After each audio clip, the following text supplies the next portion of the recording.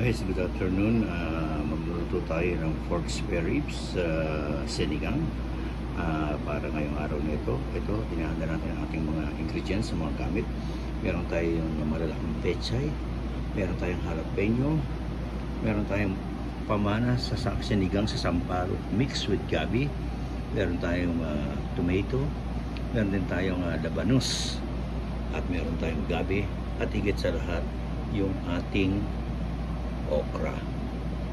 So guys, ang gagawin natin, ipiprepare natin yan, iayos natin yan, at mamaya iluluto natin again yung ating instant pork spare ribs sinigang. So take a look at it guys. Imagine niyo kung gaano kasarap mamaya ito pag nailuto. Ang lalaki ng mga pechay niya, meron pa siyang kasamang sili na magbibigay anghang at sarap doon sa ating iluluto. Siyempre, hindi mawala itong ating sinigang sa sampalok mixed with gabi para lalong umabot ang sabaw niya from pamana. Ayan, may advertisement pa sa akin ng pamana. And of course, we're going to have also tomato. At for the first time, magsasama tayo ng radish o labanos sa ating sinigang. At hindi naman siyempre mawawala itong ating tinatawag na okra at yung rail at taro or gabi. So guys, steady lang kayo dyan. Huwag kayo maalis. Dahil hindi rin ang kayo busy, I will show you how I'm gonna cook my instant pork spare rib super delicious sinigang. Ito naman guys yung ating spare ribs, pinalalambutan.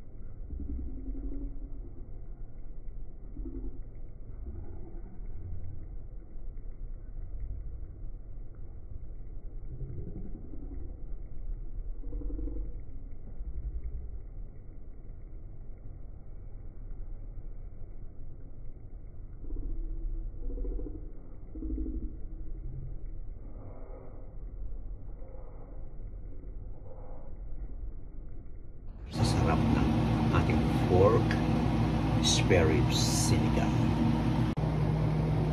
Guys, ayan, nakahanda na ang ating mga gagamitin sa ating pagluluto. Except dito sa ating malaking pechay, hindi pa natin nihiwa, maya na lang. So ayun na, meron tayong kamatis. Nahiwa na rin natin ang ating taro or gabi. Nalinis na rin natin ang ating jalapeno o sili. And of course, yung ating okra, yun, nakahanda na rin. Prepara na rin natin. At maging itong labanos. So, habang itong ating naman tinatawag na pork spare ribs, yun, ay tipong napakalambot na. Kasi, pinalambot natin ito sa slow cooking. Ayan, makikita nyo naman. Sa itsura pa lang talagang pwede na nating kainin. Pero hindi pa. Hintayin natin muna magkaroon ng lasa ng sinigang mix. Dahil yan magpapasarap sa kanya mamaya. Dahil sigurado po, once na maluto ito, my gosh, it's super delicious. At siguradong mapaparami na naman kayo ng kanin na inyong kakainin. Iwasan na muna natin ang ating diet for the meantime, just for this pork spare rib sinigang. Okay guys, so don't go away and we'll start our cooking of pork spare rib sinigang. Okay guys, nakita nyo yung ating apat na taro o gabi ay nilagay na rin natin. So naka-slow cooking ito, medyo gagawin natin 3/4 ng konti yung kanyang tinatawag na heat para medyo mapabilis ang pagluto nito. Anyway, malambot na yung ating pork spare rib. So para tuloy-tuloy na ang pagluluto natin, saglit lang ito, in 5 minutes ay pwede natin ilagay yung mga susunod pang mga ingredients. So don't go away guys, I'll see you later. Kaya naman guys, nalagay na natin yung ating sila, yung jalapeno natin para medyo kumagat na ang lasa niya doon sa sabaw. Okay? Guys, this time, lalagay na natin itong okra. By the way, nailagay na rin natin yung sili doon kanina. Hindi na natin na ipaalala sa inyo para lumasa na sa. Pero ngayon, ilalagay na natin itong okra. Okay? Wait. Ayun guys, ayun. Nalagay na yung okra natin. At susunod natin sa ilang sandali lang yung tinatawag nating labanos. Iwalag natin after a minute or so. Sunod natin yung labanos, then yung ating pechay at yung ating pang-asim. At siguradong sapak na sa ating panlasa itong ating pork spare rib sinigang. By the way guys, habang naghihintay tayo ng pagkaluto, nagsalang na rin tayo ng ating rice dahil sigurado tayong mapaparami ang ating kanin. Ayan natin kumain ng bahaw. Siyempre gusto natin lahat bagong luto. So ayan guys, ayan, nakita nyo na. Nakita nyo may sa pulo pa lang, slow cooking. At nakita nyo talagang napakasarap. May pork spare rib sinigang. Ayan naman guys, nalagyan na natin yung ating labanos, yung ating radish. Nakita nyo naman, itsura pa lang parang napakasarap ng kainin. Konting oras na lamang, o minuto o segundo, at ready na itong ating pork spare rib sinigang. So guys, don't go away, and I'm gonna invite you to taste this super delicious, super yummy pork spare rib sinigang, a Filipino authentic food at #1 kinahihiligan at laging hinahanap ng mga Pinoy, mga Pilipinas o mga pa-abroad man.